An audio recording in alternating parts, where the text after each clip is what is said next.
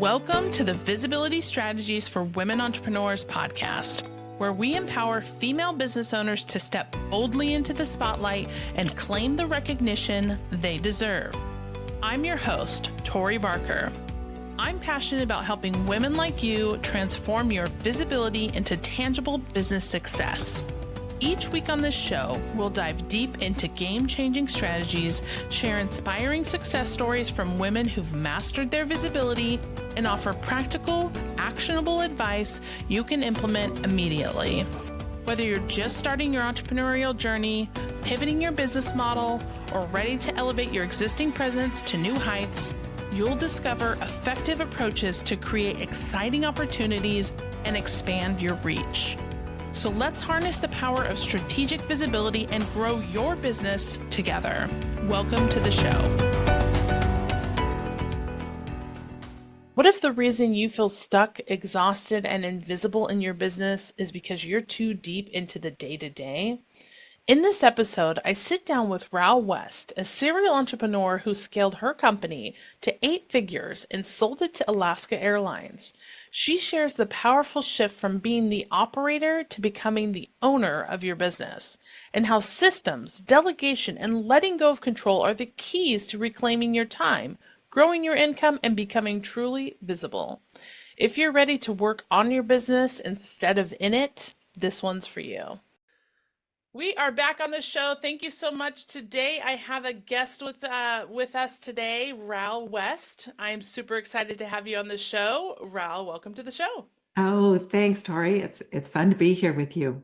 So let's jump in and have you tell us a little bit about yourself. Okay, well, I'll just give you a thumbnail.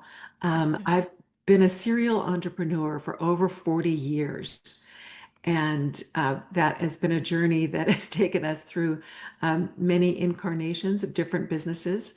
And the primary one, we live in Alaska. And so our main business was located in Anchorage, Alaska. And we ran the business for 25 years. And our exit was that we sold it to Alaska Airlines. And that was after growing the business to 8 digits in annual revenue. And then we went on, that was 17 years ago.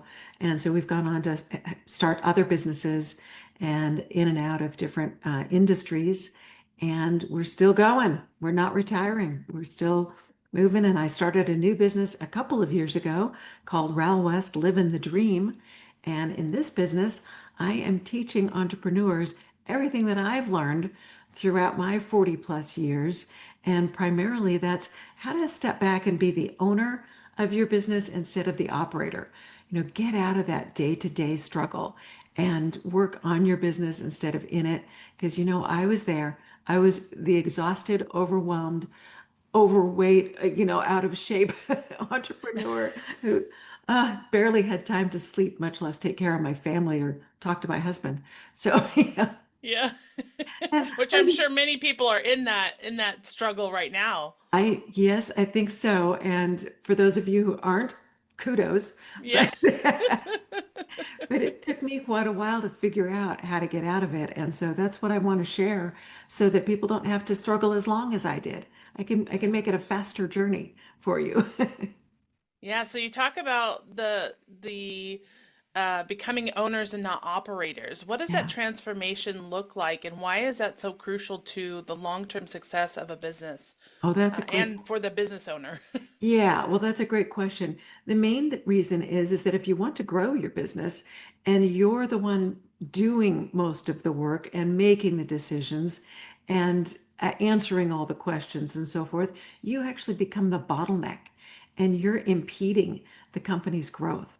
Not only that, but of course, you're wearing yourself out and burnout and your health suffers and everything else. So for the sake of yourself and the business, you need to learn to let go a little bit.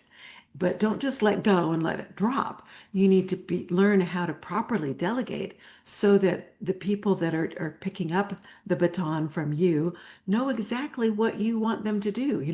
If you're the orchestra leader, you got to tell them exactly what the tune is and what the beat is and, all the timing and everything so that they play the tune properly. So there's an art to that. And that's what I teach, the art of delegating properly.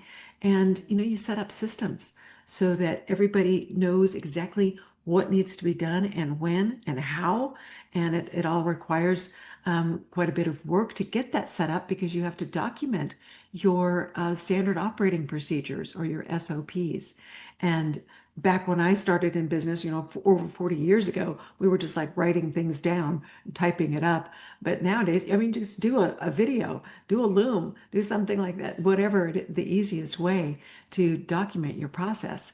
And then you can pass it on to somebody else, and you can use those um, proper, standard operating procedures as teaching tools to train your people. So if they're properly trained and they understand what the goals of the company are and they understand what your values and principles are, then they can carry forward and do what you want them to do and serve your customers the way you want them to be served.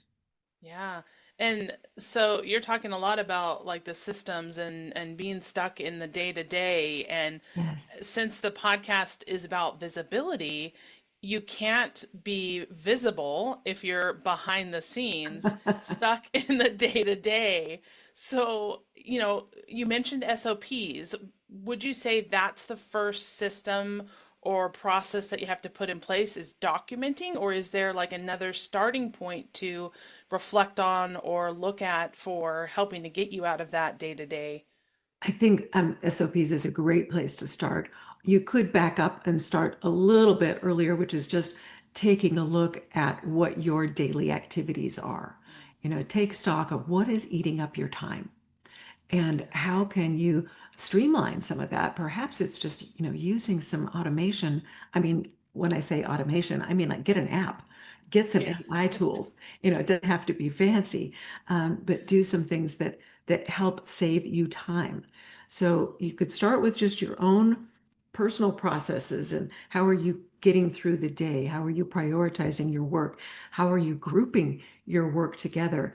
And people talk about time blocking and so forth. And that's actually a great idea. It's like set aside time for each of these functions. So you're not, like if your inbox is anything like my inbox and your emails, it's like you could be checking it all day long, so maybe set aside the time. Okay, I check it first thing in the morning and then I check it at, 3 o'clock in the afternoon or whatever, but don't be just going in and out and in and out all day long because you find, your time is just gone before you know it. So Yeah. chunking down the tasks, grouping them together, like this is the time that I'm going to focus on, paying bills, or this is the time that I'm going to check my emails. That's a good place, very, very elementary place to start. But then start documenting the processes that you're using to get the Yeah. work done. And that is the first step to be able to pass it off to someone else so that you can say, okay, to onboard a client, for example, we do X, Y, and Z, and in this order, and that has to happen, and that has to happen. And then you can say, okay, now it's your turn. You get to onboard a client using this criteria. Yeah. And so, I'm listening to you talk and I'm thinking about like the steps and the processes that, many business owners go through. I've gone through this experience as well as now you document and you have these processes in place. The next step is letting go. So how do you coach those entrepreneurs who have grown this business to the point that they are? This is Yeah, almost like their baby, it right? A lot is. of times it's something that they're so invested in. So how do Yes. you help them to let go so that they can start to move forward? Yes, that you you're touching on another very important point, which is, your mindset. And you have to be willing to allow your baby to learn how to walk. You don't want to keep your baby stuck in the high chair or the playpen, its whole life. You want it to grow and become independent. And in order to do that, you have to be able to step back and say, okay, now you're going to take some steps. And yes, you're probably going to fall, but that's okay. You'll pick yourself up and you'll try again. And so I think you need to let go of that perfectionism need. Some of us are very control oriented, not speaking of myself necessarily, but that you do need to allow other people to have their way of doing things. But here's the point. We learned from Robert Kiyosaki many, many years ago. We studied with him before he became famous and wrote Rich Dad, Poor Dad. And he would talk about a fruit bowl theory of business. And he would say that there's a bowl, and the bowl might be made of wood or metal or glass or ceramic, whatever your bowl is. And that's a static, firm shape. But the fruit inside the bowl can be, grapes, oranges, bananas, apples, whatever you want, and allow that fruit to, lay in that bowl in its own way. So you establish the bowl and you establish what that firm criteria is. Like, this is the end result that I want. This is when it needs to be done. And, some firm guidelines, and Yeah. then let them do it their way to get to that end result. Yeah. And allow for the fact that, okay, they may stumble a little bit, and then you don't criticize them or blame them. You just go back to the system and say, okay, is there another aspect to the standard operating procedures that I didn't spell out? Was I not clear enough? Was I not detailed enough? Let's go back to the system and correct that rather than making the person feel like a pile of, poop. And do you think there's a certain point in a business when you need to start documenting? Is it from the beginning? Is it in a midpoint? Is it in a growth phase? What is that point when you should start this process? As soon as you can. This newest business of mine is still only 2 years old, so it's kind of in its toddler stage. And so I'm realizing that, oh, in some cases, I have not followed my own advice. I have not written down as much as I tell other people to write down. And so you do have to get far enough into it so that you have some clarity about what you're doing. Very true. You can't document a system and a set of procedures if you don't really know what it is yet, because you're kind of groping and learning. So as soon as you understand that, oh, okay, this is how we have to do this, like booking a guest on a podcast, let's say. Yeah. Okay, first of all, you just kind of go in and you just book people and so forth. But as your podcast grows, you say, okay, I need to know this, and this about this guest, and here's how we do the calendar, and here's how we set this up, and so then it becomes more clear as time goes on that this is the way it should be for it to run smoothly. And also allow for the fact that as you grow and evolve, those standard operating procedures will grow and evolve also. The way you were doing it a year ago is maybe not as efficient as you've learned how to do it now, particularly as everybody is learning to use AI. Well, that changes the landscape entirely. So be sure to incorporate that into your standard operating procedures so that they're updated, Yeah. and get additional efficiency wherever you can. Yeah.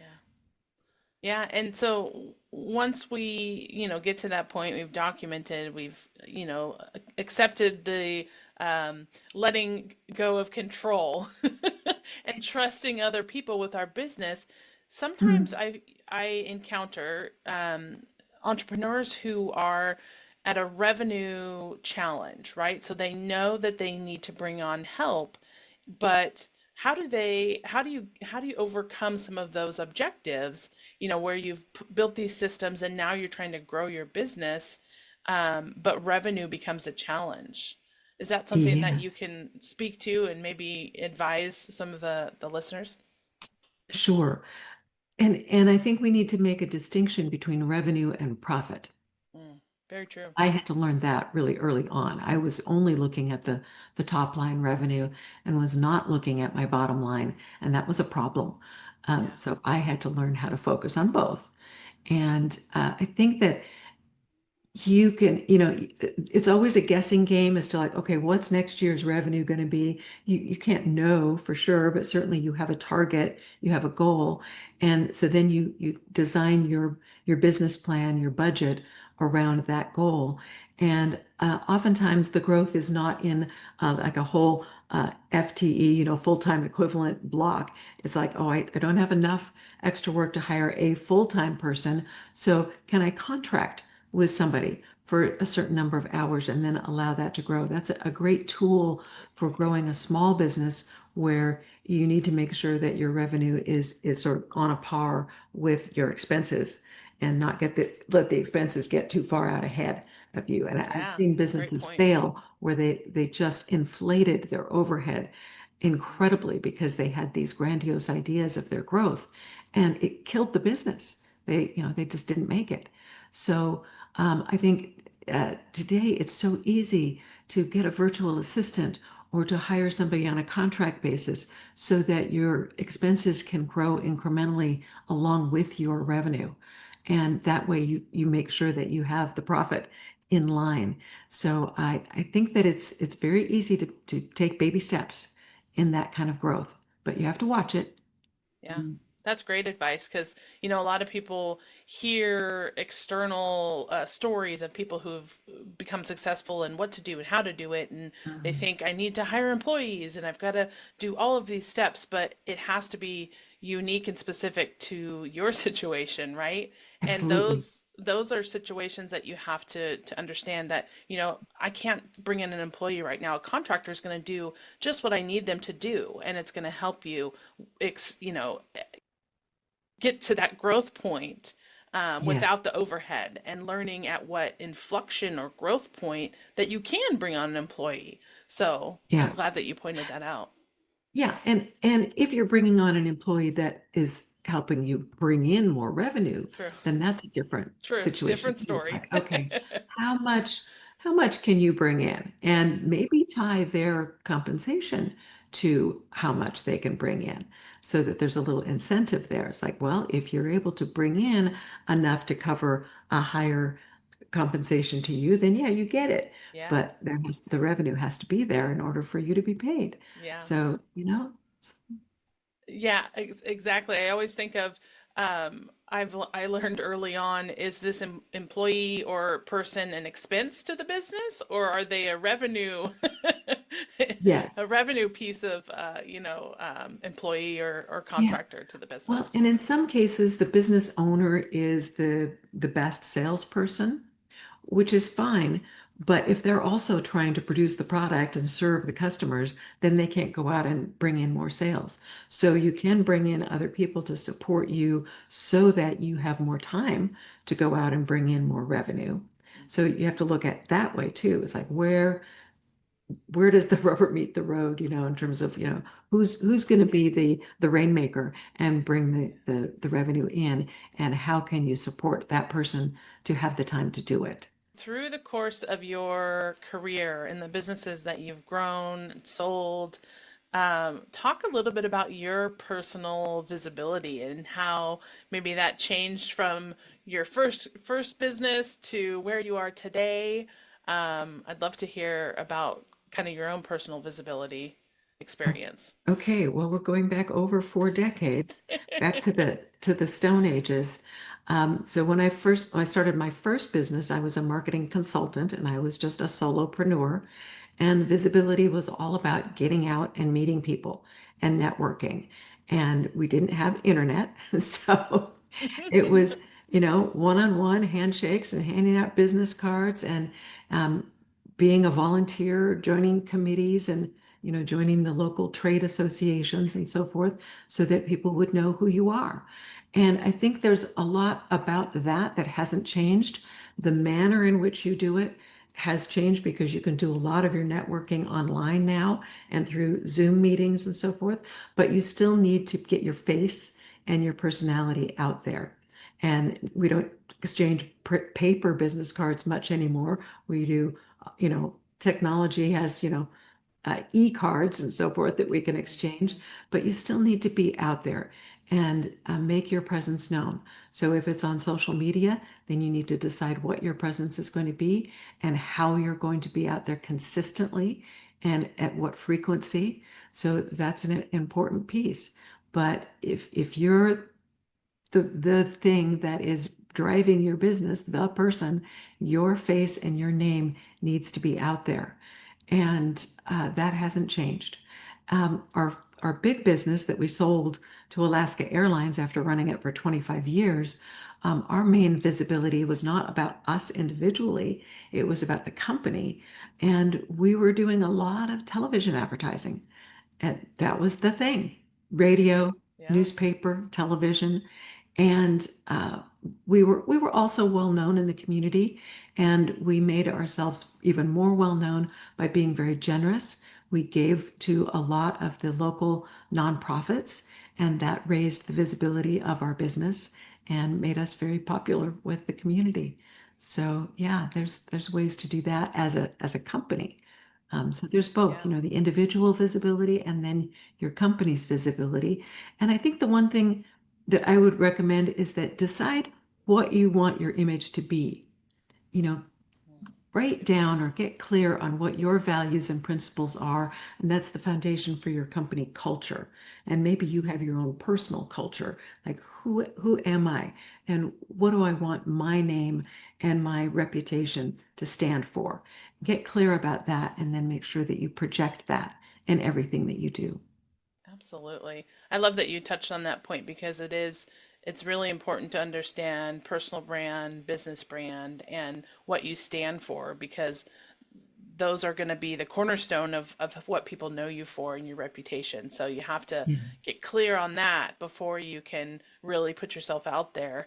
And to the other point of the visibility sort of tactics that you used, some of that, like you said, hasn't changed much. It's amplified more now, but some of those tried and true methods are still cornerstones to visibility for company growth. So it's fun Mhm. to see through your story the evolution of visibility and how, some has changed, some has not, and there's some still tried and true methods. Yes. Well, it's like I teach principles, and principles don't change over time. So the technology and the tactics and the strategies may change over time, but the basic principles are pretty much consistent. I mean, if you went back 200 years, it would still be the same. You still need to have people know who you are and what you do and what Absolutely. you stand for. Absolutely. So I know that you have a mastermind that you are doing now. Tell Yes. us a little bit about what that mastermind is and what people can achieve from attending the mastermind. Well, thanks for asking that question. So, the Mastermind is a 12-month program. And with that, I take a small group of entrepreneurs who are I'm looking for 7 to 8 figure businesses, could be high 6 figure, but people who have already gotten established. And I'm going to take them through my 6 principles.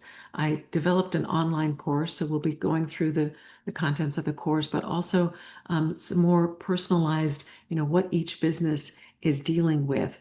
And the members of the mastermind will help each other as well as getting help from me. And we'll meet once a month for an hour and a half, and everybody will have time to share what challenges they're dealing with and how they can meet their growth goals and so forth. And we'll work together. There'll be an online community for more sharing and interacting. And hey, I've got a question about this. Does anybody, know how to solve this problem? And they can Yeah. get that kind of feedback and support, and a little bit of peer pressure too, to make sure that they're staying on track and not letting it drop. Because it's easy for a busy entrepreneur to say, "Oh, I don't have time to do that. I've just got to take care of the business." But if you don't stop and take time to work on your growth, your personal growth, as well as the business's growth, you're not going to get ahead. You're going to stagnate. Yeah, absolutely. And having that collaborative space and accountability and somebody to coach them with experience like you have is a hugely valuable asset to have. So it sounds like an amazing program you're building. Yeah, well, thank you. Yes, and I encourage anybody who's interested to get in touch with me. It's Yeah. easy, Ral West. You can find me on LinkedIn and YouTube and website and everything. All of the visibility platforms, right? I am very visible. I've made sure of that. Yes. So let's wrap this up with one piece of advice that you'd offer our female entrepreneurs who are ready to scale, but maybe they're afraid of letting go of the control. Hmm. I think that the best advice that I can give is to have some faith and trust in yourself and, have confidence, enough confidence to say, I can do this. I can make this happen. So get out of your own way and give yourself some faith and trust in your own abilities and then go for it. Don't let anything stop you. I love that. So, so wonderful. Great advice. I think anyone should definitely take that advice to heart. So, Ral, thank you so much for being a guest. I know you mentioned you're on all the platforms. Do you have a favorite social platform where people can reach out to you? And feel free to share your website where they can visit to learn more about you. Yeah, thanks, Tori. I'm very visible on LinkedIn, and I have a newsletter that comes out once a week. It's free. I encourage everyone to subscribe to Ral's Success Principles, and follow me on LinkedIn. You can also find me on Facebook and Instagram, but LinkedIn is where I put a lot of content. So it's free advice, tons of it. So go there. And also my website is ralwest.com and the YouTube channel is Ral West. Awesome. Well, thank you again. It's been a pleasure to speak with you, learn from you, have you as a guest, and I'm just honored to have you here today. So thank you so much. Well, I appreciate your time and having me on, Tori. Thank you.